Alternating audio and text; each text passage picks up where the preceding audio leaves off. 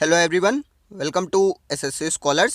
सो guys, air force XY group के लिए हम प्रैक्टिस सेट्स कर रहे थे और आज हम करने वाले हैं इंग्लिश का प्रैक्टिस सेट नंबर 44। सो कोशिश कीजिएगा ज़्यादा से ज़्यादा क्वेश्चंस अटेम्प्ट करने की एंड कमेंट बॉक्स में मुझे ज़रूर बताएगा कि आपका स्कोर कितना रहा। अगर आपको ये सेशन थोड़ा भी हेल्पफुल लगता है तो लाइक के साथ साथ एक शेयर ज़रूर कर दीजिएगा। स्टार्ट करते हैं। डायरेक्शन 1 2 3 है, choose the most appropriate response for each question. Number 1 is kill is a synonym of. Kill का सिनोनिम बताना है। सो इसका मतलब होता है हत्या करना, कत्ल करना, और हत्या करने को इंग्लिश में असैसिनेट भी बोला जाता है। सो किल का सिनोनिम हो गया असैसिनेट। ऑप्शन नंबर डी आपका यहाँ पर करेक्ट हो जाएगा। Then number 2 is the word said means. Said का मतलब आप जानते हैं उदास होता है, और उदास को इंग्लिश में हम ग्लूमी भी बोलते हैं, यानी सैड का मतलब हो गया ग्लूमी। ऑप्शन नंबर सी आपका यहाँ पर करेक्ट हो जाएगा। Then number 3 is the word opposite in meaning to novice is. Novice का अपोजिट बताना है। सो सबसे पहले आपको इसका मतलब पता होना चाहिए। नोविस का मतलब है नया, और नया किस सेंस में? मान लीजिए कोई जॉब है, मैं आपको एग्जांपल लेता हूँ एज अ कारपेंटर। ठीक है, एक कारपेंटर का काम है, तो जो इंसान नया नया उस काम को स्टार्ट करेगा उसको हम बोलते हैं नौसिखिया या फिर नया, तो वो इंग्लिश में बोला जाएगा नोविस। वहीं पर एक दूसरा इंसान है जो कि बहुत सालों से, बहुत दिन से जो है उस काम को कर रहा है, तो वो उस काम में एक्सपर्ट हो चुका है। सो नोविस का अपोजिट हो जाएगा एक्सपर्ट। ऑप्शन नंबर बी आपका करेक्ट हो जाएगा, क्योंकि नोविस का मतलब है नौसिखिया, जो नया नया काम स्टार्ट करता है, नया नया उसको जो है करने लगता है। इसका अपोजिट होगा एक ऐसा पर्सन जो कि काफ़ी दिन से कर रहा है, काफ़ी एक्सपीरियंसड है, उस काम में एक्सपर्ट हो चुका है। देन डायरेक्शन 4 to 5 आपका है one word substitution. Number 4 is not suitable for eating, यानी कि कोई भी ऐसी चीज़ जो खाने योग्य नहीं है, खाने के लिए सुइटेबल नहीं है, उसको बोलेंगे इनएडिबल। ऑप्शन नंबर बी आपका करेक्ट हो जाएगा। ऑप्शन नंबर ए में काफ़ी स्टूडेंट्स को डाउट होगा, बट यहाँ पर आपका आंसर होगा इनएडिबल। जो चीज़ खाने योग्य नहीं है उसको बोलते हैं इनएडिबल, और जो खाने योग्य है उसको बोलते हैं edible. Then number 5 is a person who enters without any invitation, यानी एक इंसान जो कि बिना इन्विटेशन के, बिना न्योते के अंदर घुस जाए, उस इंसान को क्या बोलते हैं? उसको बोलते हैं इंट्रूडर। ऑप्शन नंबर सी आपका करेक्ट हो जाएगा। देखिए, आपने जिसको इनविटेशन दिया है उसको अधिकार है एंटर करने का, प्रवेश करने का, बट आपने जिसको इनविटेशन नहीं दिया अगर वो घुसता है, यानी कि वो अनअधिकार प्रवेश ले रहा है, तो उसको कभी कभी हम घुसपैठिया भी बोलते हैं। क्योंकि जो आपके घुसपैठिया होते हैं वो क्या करते हैं, आपको बिना इनविटेशन के, बिना किसी मैं बोलूँगा परमिशन के, वो अंदर घुस जाते हैं, तो उनको भी कभी कभी बोला जाता है intruder. Then number 6 is choose the correctly spelled word. Spelling test से आपका क्वेश्चन है, एक्वेरियम की आपको करेक्ट स्पेलिंग यहाँ पर बतानी है। सो ये क्वेश्चन आपके लिए है, आप मुझे इसका आंसर बताने वाले हैं। सेम आपका क्वेश्चन नंबर 7 है, यहाँ पर आपको एक miss spelled word find out करना है, यानी एक ऐसा वर्ड जिसकी स्पेलिंग गलत है। सो वीडियो को पॉज कीजिए, क्वेश्चन नंबर 6 एंड 7 के आंसर कमेंट बॉक्स में लिख दीजिए। वीडियो के एंड में मैं आपको इनके आंसर्स बता दूंगा, जहाँ से आप चेक भी कर सकते हैं। आगे चलते हैं। नंबर 8 आपका है the indirect speech of. Indirect speech बनानी है। सेंटेंस आपका है Raj said where is she going. तो यहाँ पर क्वेश्चन पूछा जा रहा है, एक इंटेरोगेटिव सेंटेंस है, तो सेड आपका किस में चेंज हो जाएगा? आस्क्ड में चेंज हो जाएगा, यानी या तो होगा ऑप्शन नंबर सी या फिर होगा ऑप्शन नंबर डी। अब हम देखते हैं टेंस। तो यहाँ पर है वेयर इज यानी प्रेजेंट, और आईएनजी यानी कंटिन्यूअस। प्रेजेंट कंटिन्यूअस का सेंटेंस है, तो जब इसका इनडायरेक्ट बनाया जाएगा तो वो बनेगा आपका पास्ट कंटिन्यूअस। क्लियर? तो यहाँ पर आपका ऑप्शन नंबर सी करेक्ट होगा। क्यों?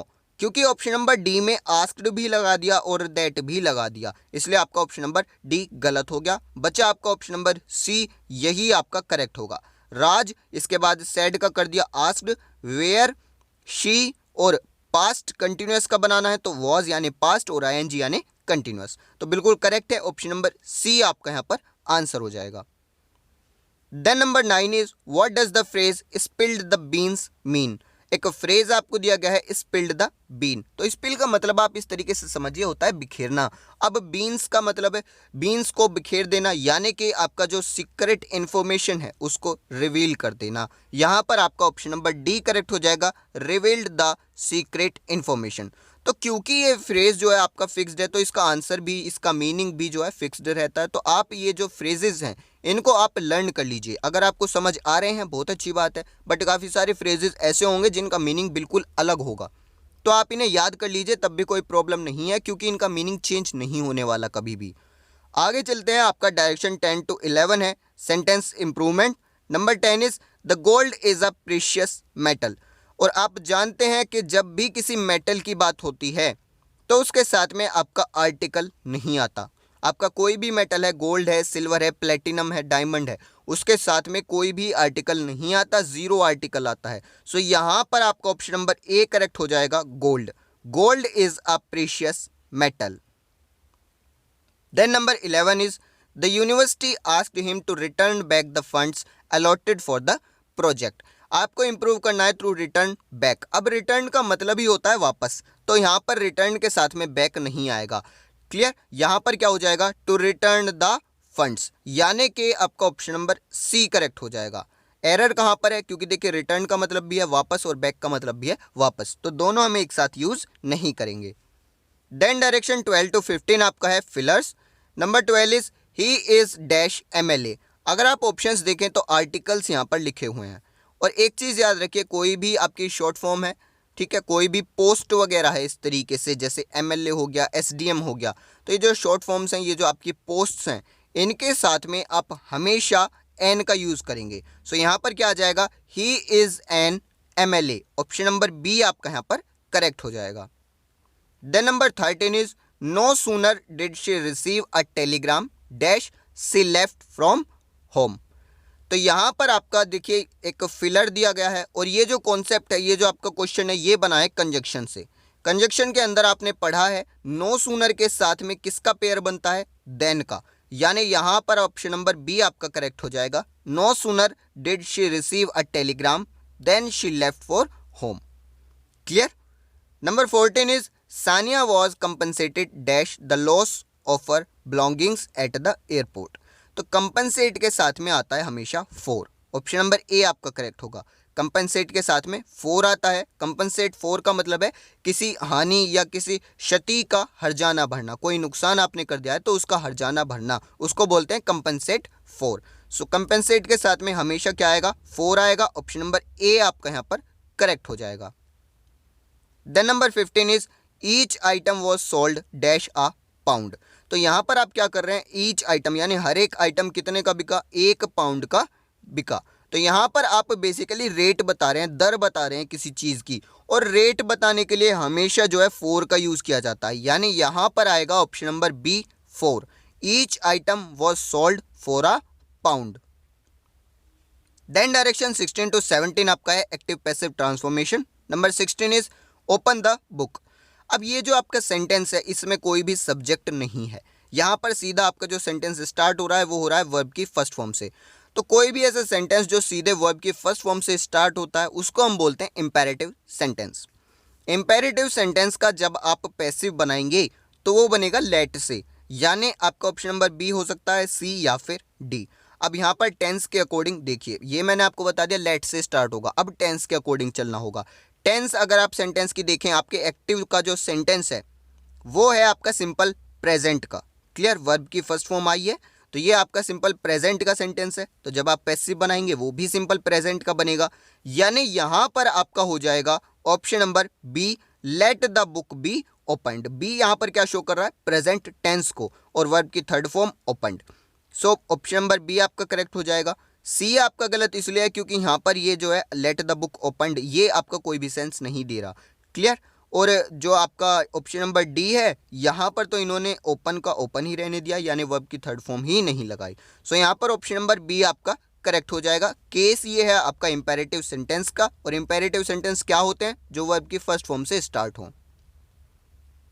Then number 17 is everyone looked up to सृष्टि।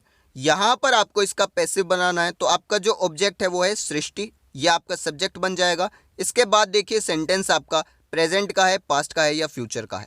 सो आप क्लियरली देख पा रहे हैं यहाँ पर आया वर्ब की सेकंड फॉर्म, यानी past tense.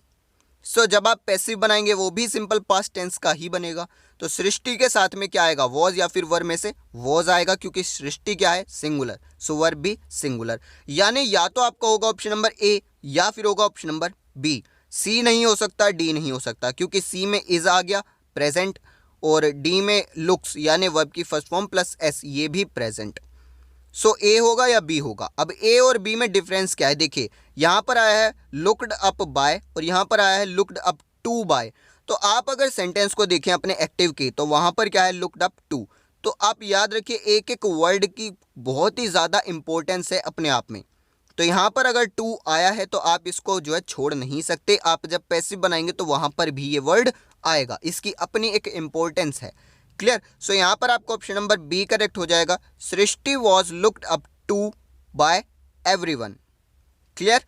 The number 18 is give the plural of the given word. Plural बनाना है, वर्ड आपका है नाइफ यानी चाकू। तो नाइफ का जब आप प्लूरल बनाएंगे तो क्या बन जाएगा नाइफ्स। ऑप्शन नंबर सी आपका करेक्ट हो जाएगा। तो ज़रूरी नहीं है हर बार आपके क्वेश्चंस हार्ड आए, काफ़ी बार इजी भी हो जाता है। सो यहाँ पर आपको ऑप्शन नंबर सी करेक्ट होगा नाइफ्स। देन डायरेक्शन 19 to 20 आपका है error spotting. Number 19 is a 10 years old child is awaiting you at the gate. तो यहाँ पर आपका एरर है बी पार्ट में, और एरर क्या है यहाँ पर ईयर्स की जगह आएगा ईयर। अ 10 year old child. Clear. Years की जगह पर क्या करना होगा ईयर करना होगा। बी पार्ट में आपका एरर है, सो ऑप्शन नंबर बी आपका करेक्ट हो जाएगा।